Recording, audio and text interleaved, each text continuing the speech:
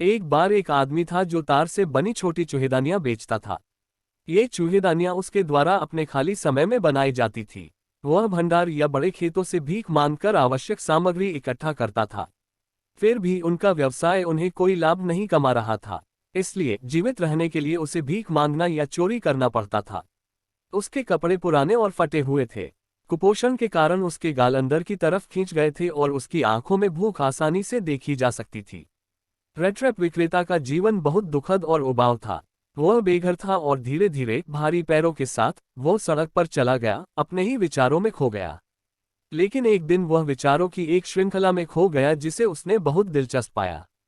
वह आदमी चूहेदानी के बारे में सोच रहा था और अचानक उसके दिमाग में एक विचार आया कि पूरी दुनिया में भूमि, समुद्र, शहर और गांव शामिल हैं जो एक चूहेदानी के ही समान है। उसने सोचा कि इस दुनिया के अस्तित्व का कोई अर्थ नहीं है। यह केवल पनीर और पोर्क की तरह एक प्रलोभन के अलावा कुछ भी नहीं था जिसे हम चूहे को पकड़ने के लिए चारा के रूप में पेश करते हैं। तो उनके अनुसार जैसे ही कोई व्यक्ति खुशी, भोजन और आश्रय के साथ खुद को आराम देने की कोशिश करता है, वह एक बार इस झंझट में फंस जाता है जिसे दुनिया के रूप में जाना जाता है। दुनिया में कोई भी कभी भी रेट्रैप विक्रेता के लिए दयालु नहीं था, इसलिए वह दूसरों के बारे में बुरा सोचने लगा। यह उसके लिए पसंदीदा शगल बन गया। सुस्त क्षणों के दौरान इन विचारों ने उसे खुश कर दिया, इसलिए वह उन लोगों के बारे में बुरा सोचता रहा जो उससे परिचित थे। वह उन लोगों की कल्पना करेगा जो पहले से ही सांसारिक चीजों के झंझट में फंसे थे और वे भी जो इसमें फंसने वाले थे। एक शाम चूहेदानी विक्रेता बहुत धीमी गति से चल रहा था। उसने एक छोटी ग्रे कॉटेज देखी जो सड़क के किनारे खड़ी थी। वह झोपड़ी तक गया और रात को आश्रय पाने के लिए दरवाजा खटखटाया। आमतौर पर उसे किसी की मदद नहीं मिलती थी, लेकिन इस बार उसका स्वागत बूढ़े व्यक्ति ने उसकी कुटिया में किया। वह पत्नी और बच्चों के बिना एक अकेला बूढ़ा आदमी था। बूढ़ा उस रात उसका साथ पाकर खुश था, तो बूढ़े व्यक्ति ने उसे खाने के लिए कुछ दलिया दिया और फिर अपने तंबाकू को अतिथि के साथ साझा किया। इसके बाद दोनों रात तक कार्ड खेलते रहे। चूहेदानी विक्रेता ने महसूस किया कि बूढ़ा न केवल अपने दलिया को साझा करने में उदार था, बल्कि अपने रहस्यों को भी। वह उसे बताता है कि वह एक अमीर आदमी था जब वह किराए के खेत पर काम करता था। चूंकि वह अभी बूढ़ा था और काम नहीं कर रहा था, इसलिए उसे अपने जीवन यापन के लिए अपनी गाय पर निर्भर रहना पड़ा। जिस फैक्ट्री में पनीर और क्रीम का उत्पादन होता था, उसे बेचने के लिए गाय ने हर रोज पर्याप्त दूध दिया। बूढ़े व्यक्ति ने कहा कि वह पिछले महीने गाय के दूध के कारण 30 क्रोनर अर्जित करने में सक्षम था। रेट्रैप विक्रेता बूढ़े व्यक्ति की बातों पर विश्वास नहीं करता था कि एक गाय उससे इतना कमा सकती है। इसलिए बूढ़े आदमी ने एक चमड़े की थैली ली जो एक खिड़की पर लटका हुआ था और प्रत्येक में 10 क्रोनर के 3 नोट निकाले जो पुराने थे और कुचल गए थे। उसने अपनी मुद्रा पर विश्वास करवाने के लिए उन मुद्रा नोटों को दिखाया और फिर उन्हें थैली में वापस रख दिया। अगली सुबह पैडलर और बूढ़ा व्यक्ति दोनों जाग गए, क्योंकि क्रॉपर अपनी गाय को दूध देने की जल्दी में था। यहाँ तक रेट्रैप विक्रेता ने भी महसूस किया कि चूंकि घर का मालिक जाग गया था, इसलिए उसे बिस्तर भी छोड़ देना चाहिए। वे दोनों उसी समय कुटिया से बाहर आए। बूढ़ा दरवाजा बंद कर अपने काम पर चला गया। पैडलर ने भी उसे धन्यवाद दिया और अपने तरीके से चला गया। लगभग आधे घंटे के बाद रेट्रैप विक्रेता कुटीर में लौट आया और उसने खिड़की के कांच को तोड़ दिया जहां थैली लटका दी गई थी।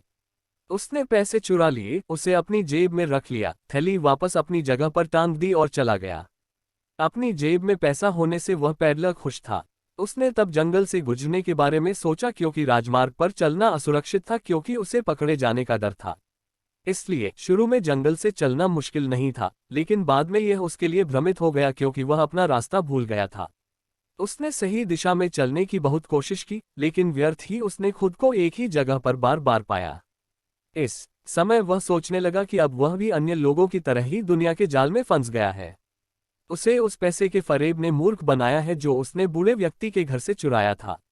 जंगल ऐसा लग रहा था जैसे शाखाओं से भरा जेल हो। यह एक अगम्य जेल की तरह था। दिसंबर का महीना होने के साथ ही जल्दी अंधेरा छा गया। जैसे जैसे अंधेरा होता गया, जंगल से बचने की उसकी उम्मीद कम होती गई। उनके जीवन के लिए खतरा बढ़ गया और इसलिए उनकी आशाहीन होने की भावना भी बढ़ गई। उसके पास कोई रास्ता नहीं बचा था, इसलिए वह जमीन पर बैठ गया और इतना थक गया और घबरा गया कि उसने सोचा कि यह उसका अंतिम क्षण था और जल्द ही वह मर जाएगा। जैसे ही उसने अपना सिर जमीन पर रखा, उसने बहुत तेज नियमित आवाज सुनी। यह एक तेज ध्वनि थी जो नियमित अंतराल पर आ रही थी। उन्होंने जल्द ही महसूस किया कि ये आवाजें एक लोहे की चक्की से हथौड़े के वार की आवाजें थीं। उसने सोचा कि वह कुछ लोगों को पास में पा सकता है। इस विचार के साथ उन्होंने कुछ ताकत इकट्ठा की और ध्वनि की दिशा की ओर बड़ी कठिनाई से चलना शुरू किया। रामाजो आयरन वर्क्स एक बड़ा संयंत्र था जो कुछ साल पहले बंद हो गया था। इसमें स्मेल्टर, रोलिंग मिल और एक फोर्ज था। ग्रीष्मकाल में सामग्री ले जाने वाली लंबी, सपाट तली हुई नावें नहर के नीचे आ जाती थीं, जिससे मिल और सर्दियों में सामग्री की आपूर्ति के लिए एक बड़ी अंतर्देशीय झील बन जाती थी। परिवहन के कारण कोयले की धूल के कारण सड़कें काली हो जाती थीं। क्रिसमस के समय के पास एक लंबी, अंधेरी शाम, मास्टर स्मिथ और उनके सहायक अंधेरे फौज में बैठे थे जो भट्टी के पास बनाया गया था। उन्होंने एक लंबी शर्ट और एक जोड़ी लकड़ी के जूते पहने हुए थे। वे दोनों पिग आयरन की प्रतीक्षा कर रहे थे, जो भट्टी की आग के अंदर डालने के लिए तैयार थे जिसे एविल पर रखा गया था। एविल फ्लैट टॉप के साथ एक भारी ब्लॉक है जिसका उपयोग धातुओं को आकार देने के लिए किया जाता है। उन्होंने तरल को हिलाया जो बहुत गर्म था। जैसा कि वे कुछ मिनटों के लिए गर्मी सहन कर सकते थे, उनमें से प्रत्येक को पसीना आ रहा था, जो कि बहुत पसीना आ रहा था। फौज में विभिन्न प्रकार की आवाजें सुनी जा सकती हैं। एक बड़ा सा बोला था जो बड़ी ही आवाज के साथ आग में हवा निकाल रहा था। साथ ही कोयले के फटने की आवाज थी। एक चारकोल के धमाके को भी सुन सकता है, जो आवाजें मिल के बाहर से आ रही थीं। ये जलप्रपात थे, तेज गति वाली उत्तरी हवा जो ईंटों की टाइल वाली छत के खिलाफ बारिश की बूंदों से टकराती थी। यह इन विभिन्न प्रकार की ध्वनियों के कारण था कि लोहार को यह एहसास नहीं था कि एक आदमी ने फौज का द्वार खोला था और प्रवेश किया था, जब तक वह आया और भट्टी के पास खड़ा था। बहुत से बेघर लोग जाली की रोशनी से आकर्षित हो जाते थे, जो खिड़की के शीशों से झांकती थी, जो जले हुए कोयले के काले पाउडर से ढके हुए थे। वे वहां शरण लेना चाहते थे। वे जलती आग की मदद से खुद को गर्म कर लेते। जैसा कि लोहार आगंतुकों के आदी थे, वे आदमी के प्रति उदासीन थे। उन्होंने बस उसकी तरफ देखा। रेट्रैप विक्रेता की उपस्थिति अन्य घूमने वालों के समान थी। उनकी लंबी दाढ़ी थी, गंदे थे, पुराने पहने हुए कपड़े पहने थे और उनके सीने से लटकती हुई कतारें थीं। पैदल यात्री ने लोहार से अनुमति लेने की कोशिश की ताकि वह एक रात के लिए फौज में रह सके। उन्होंने सिर्फ सिर हिलाकर अभिमानी सहमति के साथ पैडलर को अनुमति दी और उसे एक भी शब्द नहीं कहा। पैदल चलने वाले ने भी कुछ नहीं कहा क्योंकि उसका मुख्य उद्देश्य खुद को गर्म करना और सोना था। उन दिनों में रामाजो लोहे की चक्की का मालिक एक बहुत ही महत्वाकांक्षी व्यक्ति था, जिसका उद्देश्य केवल सबसे अच्छा लोहा बाजार में बेचना था।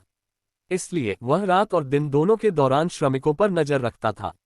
मालिक रात की निरीक्षण यात्रा पर था जब पैदल यात्री ने फौज में प्रवेश किया। लोहारों के विपरीत आयरन मास्टर ने एक बार पैडलर को देखा, जो भट्टी के इतने करीब बैठा था कि उसके फटे कपड़ों में से भाप निकल रही थी। वह न केवल उसके पास गया, बल्कि उस वानर की टोपी को भी हटा दिया जो एक तरफ मुड़ी हुई थी ताकि वह उस आदमी का चेहरा स्पष्ट देख सके। जब लोहे के मालिक ने पैडलर की टोपी उतार दी तो उसने उसे एक पुराने परिचित निल्स वोल्फ के रूप में गलत समझ लिया। पैडलर उसे नहीं जानता था और न ही उसने पहले इस आदमी को देखा था, लेकिन उसने सोचा कि अगर इस आदमी ने उसे अपने पुराने साथी के रूप में गलत समझ लिया और उसे दया से कुछ पैसे दे दिए तो यह अच्छी बात होगी। इसलिए उसने उसे यह नहीं बताया कि वह निल्स वोल्फ नहीं है। इसलिए पैडलर ने लोहे के मालिक के साथ यह कहते हुए बातचीत शुरू कर दी कि चीजें उसके साथ अच्छी तरह से नहीं हुई हैं। इस पर लोहे के मालिक ने जवाब दिया कि उसने रेजिमेंट को छोड़कर एक बड़ी गलती की थी। उन्होंने यह भी कहा कि यदि वह इस्तीफा देते समय रेजिमेंट में काम कर रहे होते तो वह ऐसा नहीं करते। बाद में उन्होंने उसे अपने घर बुलाया। पैडलर को लोहे के मास्टर के स्थान पर जाना अच्छा नहीं लगता। वह एक पुराने सैनिक के बड़े घर में जाने के विचार से भयभीत था जो उसके अनुसार सुरक्षित नहीं था। आखिर उसके पास चोरी के पैसे थे। वह खुद को खतरे में नहीं डालना चाहता था। उनके इरादे फोरगे में सोने के थे और फिर वहां से भी बिना देखे ही चले गए। लोहे के मालिक को अपने दोस्त की दयनीय स्थिति के बारे में पता था, इसलिए उन्होंने उसे यह कहकर सहज बनाने की कोशिश की कि उसे अपने घर आने के लिए स्वतंत्र महसूस करना चाहिए क्योंकि उसका घर एक साधारण था। उसने उससे कहा कि उसकी पत्नी अब और नहीं है और उसने कहा कि उसे इस बारे में पता होना चाहिए। फिर उसने उसे बताया कि उसके दोनों बेटे विदेश में बस गए हैं। केवल उन्हें और उनकी बेटी को घर पर छोड़ दिया गया था।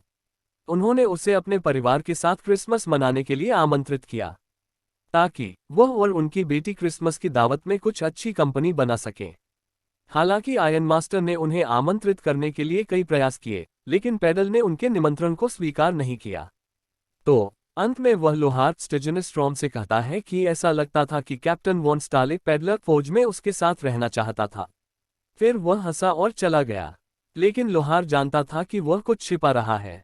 आधे घंटे के अंतराल के बाद आयरन मास्टर ने अपनी बेटी को भेजा। उन्होंने आशा व्यक्त की कि उनकी बेटी अपने दोस्त को घर ला सकती है, क्योंकि उनका मानना कि वह दूसरों को मनाने में बेहतर थी। लोहे के मालिक की बेटी ने अपने परिचारक के साथ मिल में प्रवेश किया, जो एक बड़ा फरकोट ले जा रहा था। वह एक विनम्र लड़की थी जो बहुत शर्मीली थी। जब उसने प्रवेश किया तो सभी उसी तरह व्यस्त थे जैसे वे पहले थे। लोहार अभी भी अपने प्रशिक्षुओं के साथ बेंच पर बैठा था और लोहे पर काम कर रहा था। वह पैदल चली गई और अपनी टोपी उतार दी। पैडला एक आंख खोलकर सो गया और जैसे ही उसने उससे देखा वह चौंक गया और उछल पड़ा। उसने खुद को एडला विलियमसन के रूप में पेश किया और उस कठिन समय के बारे में सुनकर अफसोस हुआ जो वह सामना कर रहा था। उसने उसे समझाया कि वह अपने पिता की अनुमति से उसे घर ले जाने के लिए आई थी। एडला को पैडलर के प्रति सहानुभूति थी, लेकिन फिर उसने देखा कि उसके डर के पीछे का कारण यह हो सकता है कि या तो उसने डकैती की थी या जेल तोड़ दी थी। इसलिए उसने कहा कि वह किसी भी समय अपने घर को छोड़ने के लिए स्वतंत्र है, लेकिन वह चाहती थी कि वह क्रिसमस की पूर्व संध्या पर परिवार के साथ ही रहे। एडला बहुत अच्छे तरीके से पैडलर से बात कर रही थी, जिससे उसे विश्वास हो गया और वह उसके साथ जाने के लिए तैयार हो गई। पैदल यात्री ने वैलेट द्वारा प्रस्तुत फरकोट पहना और महिला के साथ चल दिया। उसने कमरे के अन्य लोगों को नोटिस करने की भी जहमत नहीं उठाई। घर के रास्ते पर पैडलर को लगा कि जैसे उसने कोई अपराध किया है, उसे इसके लिए दंडित किया जाएगा। उसने अपने आप को कोसना शुरू कर दिया कि अगर उसने पैसे नहीं चुराए होते तो वह इस तरह नहीं फंसता। पैसा एक चारा था जो उसे एक जाल में ले गया था।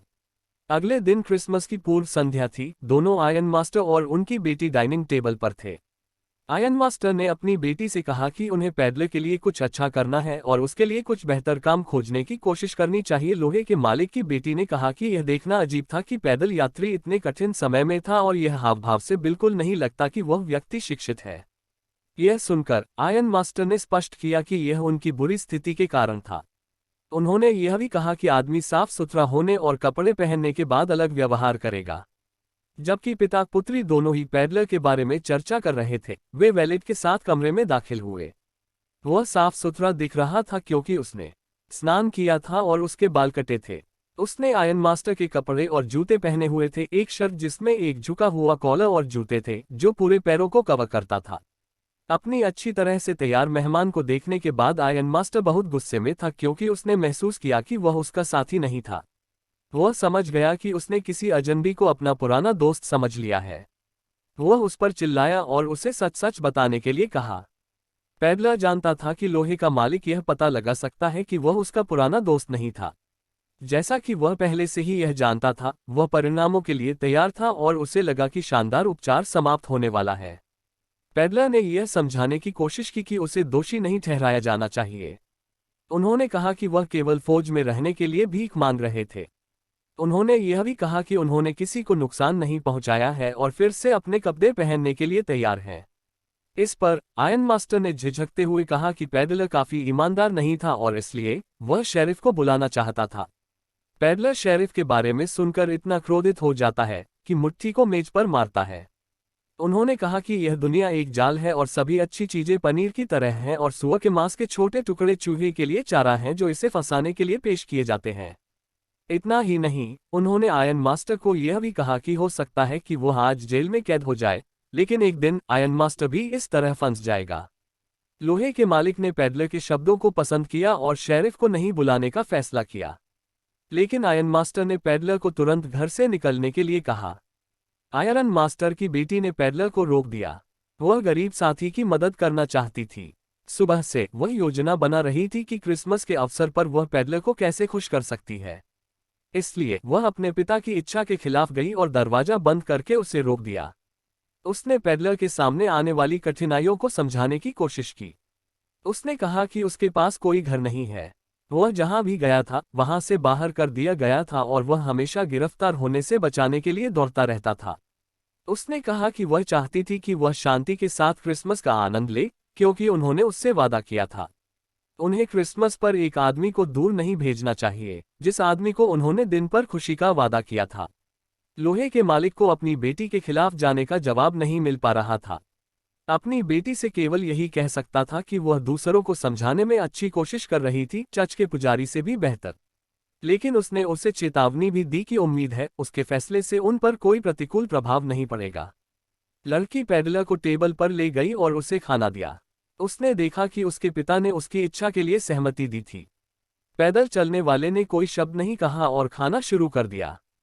हालांकि वह अपने इरादों के बारे में संदिग्ध था और सोच रहा था कि उसने उसे क्यों रोका। खाना खाने के बाद सोने चला गया। उसने किसी को नुकसान नहीं पहुंचाया और गेस्ट हाउस में सोफे पर लेट गया। वह एक बार दोपहर में उठा था, लेकिन दोपहर का भोजन करने के बाद वह फिर सोने चला गया। यह ऐसा था जैसे उसे कभी भी चैन से सोने का मौका न मिला हो, जैसा उसे इस जगह पर मिला था। शाम को परिवार ने उन्हें जगाया क्योंकि उन्हें क्रिसमस का पेड़ पर बत्तियां जलानी थी। वह पलक झपकाते हुए वहां खड़ा हो गया, जैसे वह मोमबत्तियों की तेज रोशनी से आहत हो रहा हो। वह फिर सोने चला गया। अंत में उन्होंने उसे क्रिसमस मछली और दलिया के खाने के लिए फिर से बुलाया। रात का खाना खत्म होने के बाद पैडलर ने सभी को धन्यवाद दिया। आयन मास्टर की बेटी ने कहा कि जो कपड़े उसे दिए गए थे वह उसके पिता की ओर से एक क्रिसमस उपहार था, इसलिए वह उन्हें अपने साथ ले जा सकता था। उसने अगले क्रिसमस की पूर्व संध्या के लिए अपने परिवार के साथ रहने के लिए भी आमंत्रित किया और वादा किया कि उसके साथ कुछ भी बुरा नहीं होगा।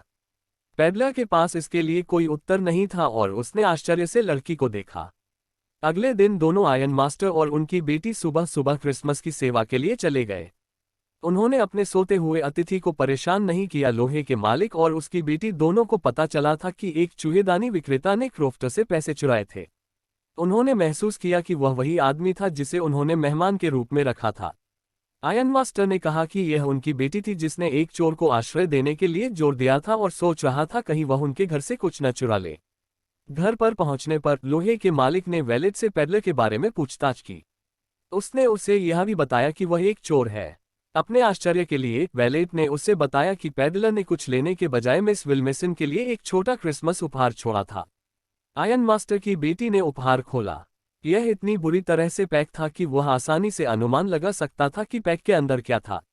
एक चूहेदानी और 3 क्रोना नोटों के अलावा एक पत्र था। पैडलर ने अपने मेजबान को धन्यवाद दिया था जिसने उसकी ऐसे देखभाल की थी जैसे कि वह एक असली कप्तान था। बदले में उसने उसे एक चूहेदानी उपहार में दी और उसे चोरी के पैसे वृद्ध व्यक्ति को वापस करने का भी अनुरोध किया। उन्होंने कहा कि वह लड़की ऐसा जरिया थी जिसने उन्हें एक पैडलर से एक कप्तान के रूप में अपनी स्थिति बढ़ाकर इस संसार की चूहेदानी से मुक्त कर दिया। अंत में उन्होंने कप्तान वॉन स्टाहले के रूप में इस पत्र पर दस्तखत किए।